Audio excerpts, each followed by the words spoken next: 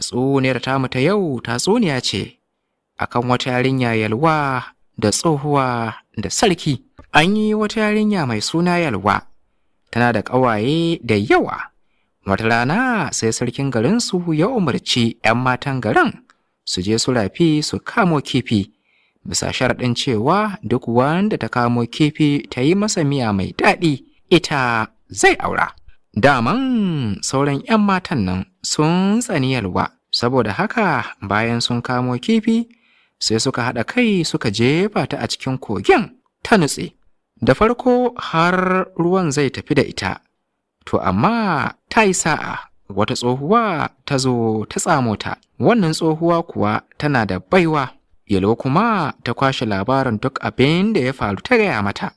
Tsohuwar nan ta ji tausayinta, nan da nan ta kama wani ƙaramin kifi ta bata, kuma ta bata wata 'yar tukunya.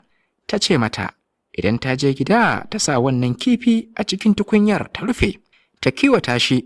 Washe gari da Yalwa ta buɗe tukunyar nan sai ta ga wani babban kifi a ciki. Ta yi mamakin yadda kifin nan ya girma haka. Ta kama kifin nan ta dafa, ta ɗauka ta nufi fada.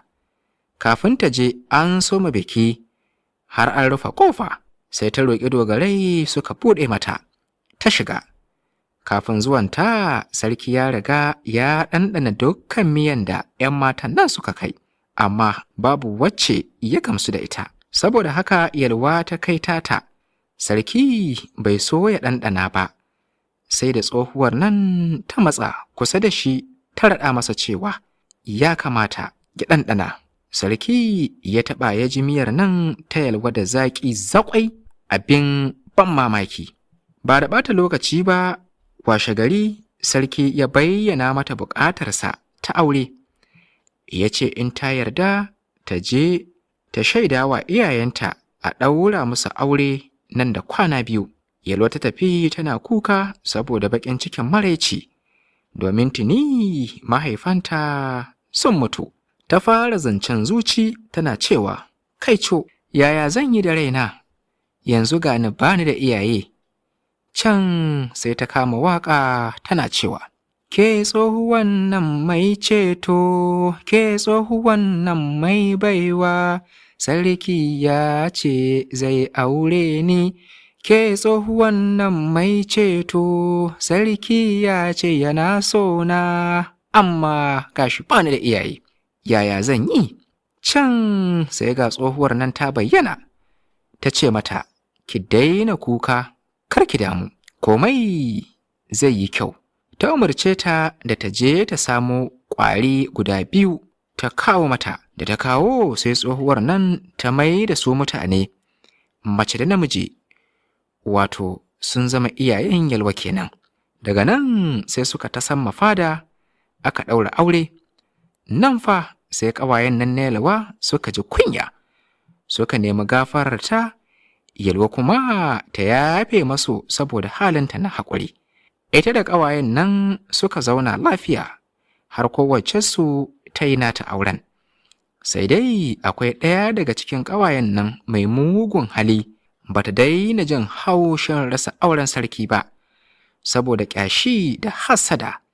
Sai ta shiga ƙulle-ƙulle da haɗa husuma domin ta kashe wa Yalwa aure.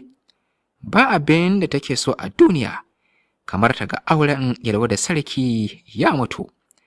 Wata rana ta kama hanya ta je fada da nufin kashe Yalwa, amma ba ta yi nasara ba. Dogarai suka kama ta, duk da cewa ta so kashe Yalwa, amma ita Yalwar ba ta so hukunta muguwar ƙawar ta ba. Ta roƙi mijin ya ƙyale ta domin ƙila ta gyara halinta. Sarki ya yarda, ya kuma tara mutanensa kaf, ya kuma shaida musu matuƙar ƙaunar da ke tsakaninsa da Yalwa.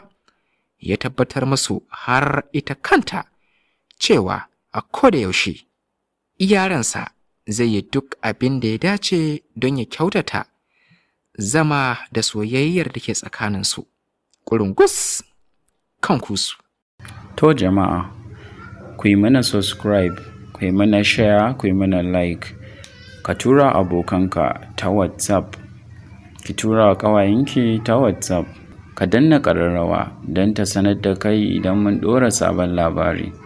Idan har baka danna subscribe ba ko kuma baka danna ƙararrawa ba, to hakan yana gaya wa YouTube cewar baka jin daɗin labarinmu, kuma idan mun ɗora ci gaban labari ko wasu labarai ba za su sanar da kai ba, don hakan ya nuna musu cewar baka jin daɗin kwata-kwata labarinmu.